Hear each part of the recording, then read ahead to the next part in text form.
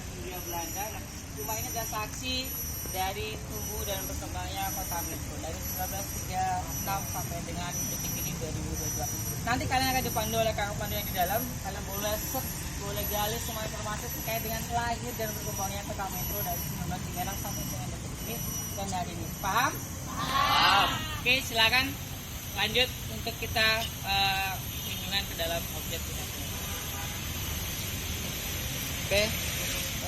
Assalamualaikum warahmatullahi wabarakatuh. Waalaikumsalam warahmatullahi wabarakatuh. Oke, pertama kami ucapkan selamat datang di rumah sejarah dan teknologi.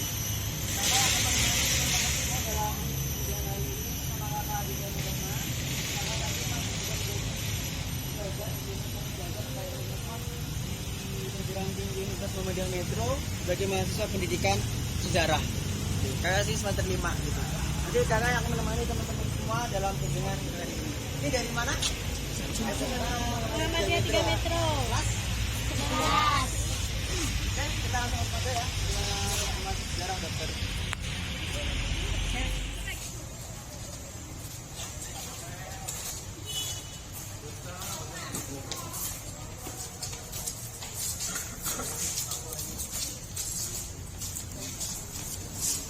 Oke, selamat datang semuanya.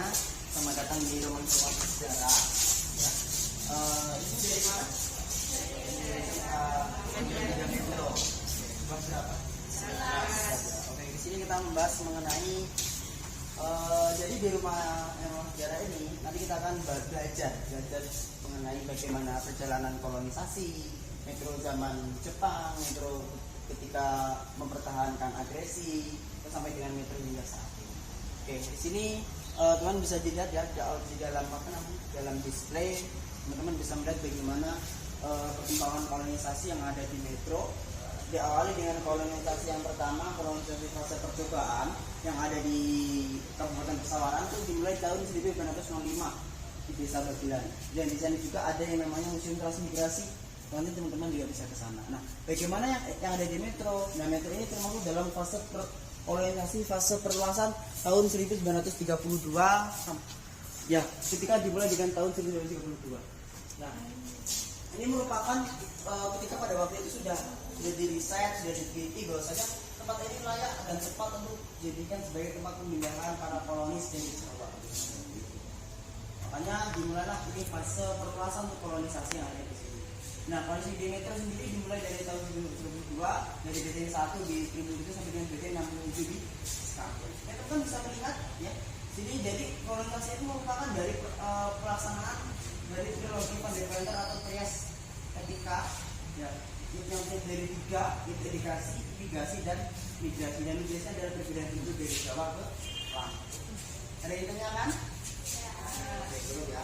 Oke, selanjutnya kita akan membahas di sini kita akan belajar mengenai Metro dari zaman Jepang ya. Ketika Jepang sendiri menguasai wilayah Indonesia, maka semuanya akan dijamak tak terkecuali dengan wilayah Metro sendiri. Pelaksanaan kehidupan juga mengikuti peraturan yang dibuat oleh pemerintah Jepang ketika pada waktu itu. Ya, seperti halnya dengan pelaksanaan sistem ekonomi dan Romusa ini merupakan kerja paksa dalam pemerintah Jepang ya. Jadi orang-orang pribumi, orang-orang Indonesia diminta bekerja paksa untuk dalam memenuhi kebutuhan pemerintah Jepang ketika pada waktu itu, terutama dalam perang Asia dalam perang dunia kedua. Kemudian ini juga gambaran bagaimana kehidupan di Metro, orang-orangnya juga diminta untuk membabat. Ini gambaran Taman Merdeka yang dulu. Jadi ini Taman Merdeka. Jadi ini apa nih pohon ini kira-kira tepatnya ya pas di tugu yang tengah-tengah itu. Ini namanya pohon kedaung. Tingginya 40 meter untuk mengawasi sekitar yang ada di Metro. Nah, ini merupakan ini jalan ini apa nih jalan Matiani. Terus kemudian ini diambil dari arah Bang Lampung. Dulunya di sini ada Sandrahan, villa tadi. Ingatnya kan? Ya, jadi kira-kira sekilas gambaran Jepang ketika berada di Metro. Oh ya, bahkan tempat-tempatnya pun juga dinamakan saya dengan bahasa Jepang ketika pada waktu itu. Oke, lanjut ke sini kita akan membahas mengenai Metro ketika pada masa agresi militer. Jadi ketika Indonesia sudah merdeka tanggal 17 Agustus 1945, pemerintah Belanda kita pada waktu itu ingin menduduki lagi wilayah Indonesia, salah satunya itu wilayah metro ketika pada waktu itu. Nah, dalam menghadapi agresi militer Belanda yang kedua, kemudian dilakukan rapat darurat di gedung PU yang sekarang samping Masjid Taqwa itu.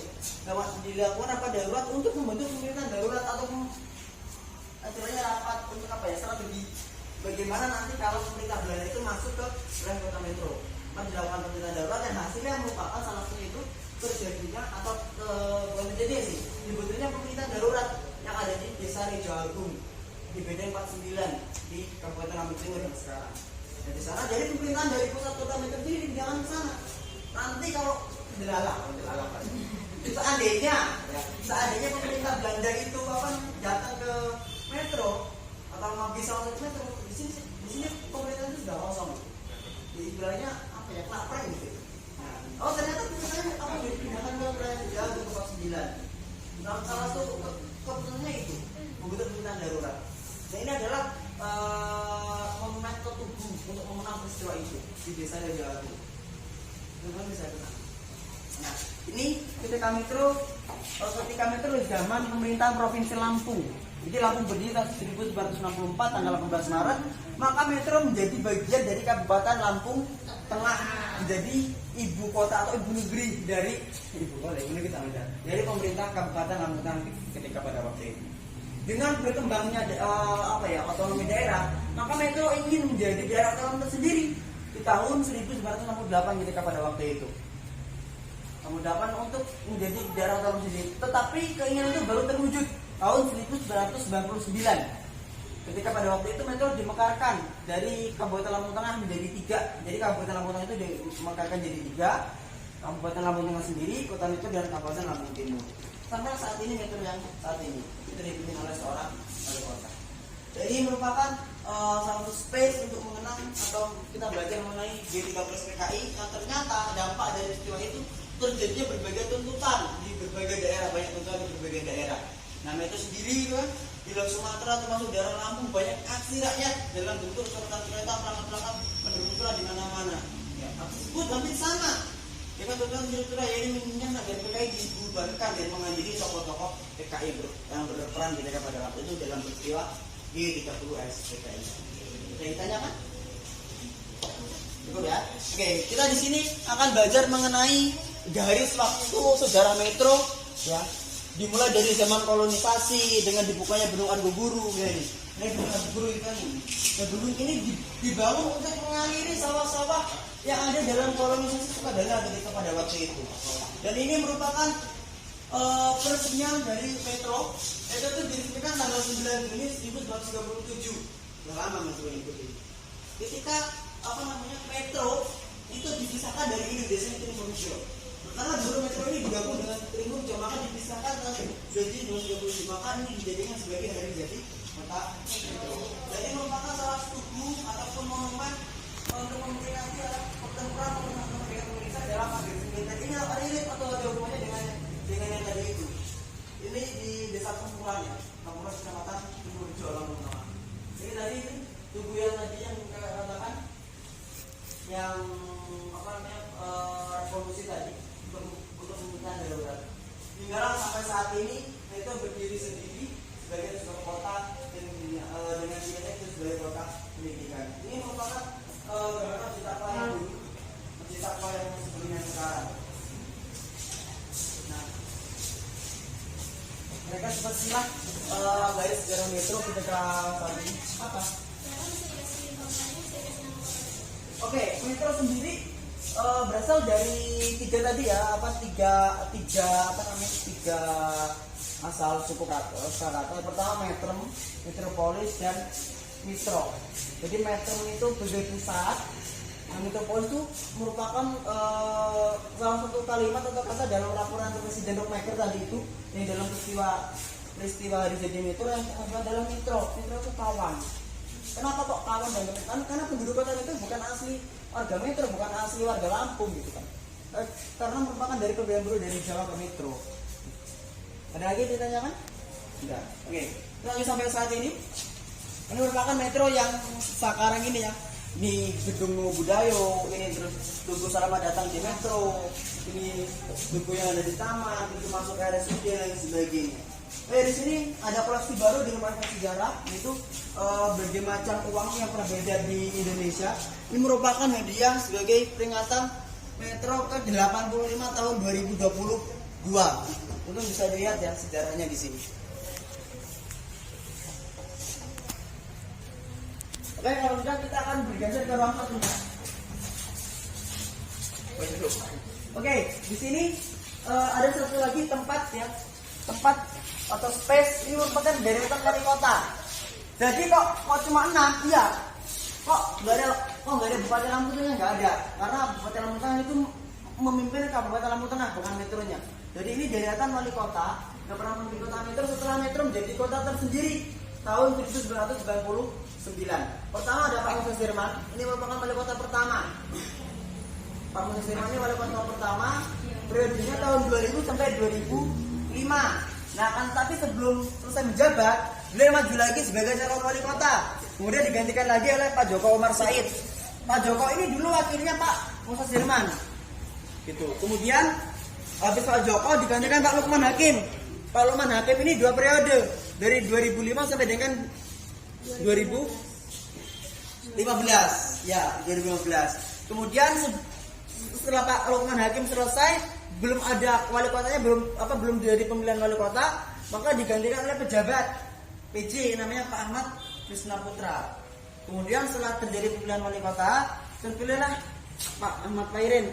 Nah sebelum Pak Ahmad Pairin memimpin kota Medan sebagai wali kota, sebelumnya sebagai Bupati Lampung Tengah periode 2010-2015. Nah sekarang Pak Wadi yang sekarang udah wali kota Metro berasal dari dokter Wadi. Nah Pak Wadi ini juga yang meresmikan dokter Wadi ini sebagai cagar budaya.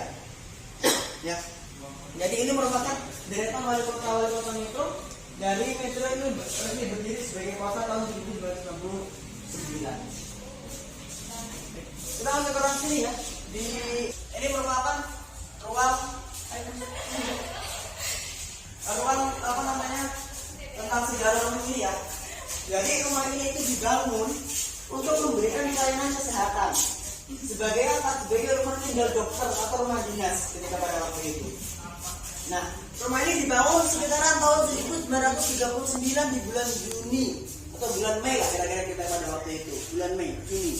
Dan jadi di bulan Februari tahun 1940 ketika pada waktu itu. Dan ini adalah beberapa dokter yang pernah tinggal di sini dari ini ada suatu masa ditempati oleh pemimpin Lampung Tengah ketika pada waktu itu sebagai Pati Burhanuddin Bupati Kabupaten Lampung Tengah. Kemudian pernah ditinggali oleh dokter Sofyan Ate dan yang terakhir ada dokter Marianto. Kemudian sampai di tahun 2021 rumah ini dijadikan sebagai cagar budaya pertama bareng dengan Santa Maria sebagai cagar budaya di Kota Metro. Kira-kira rumah ini terjadi berapa kali renovasi, yang dulunya atapnya 5 2 sekarang jadi 5 1 seperti ini, dan itu merupakan gambaran rumah ini yang dulu yang aslinya tuh.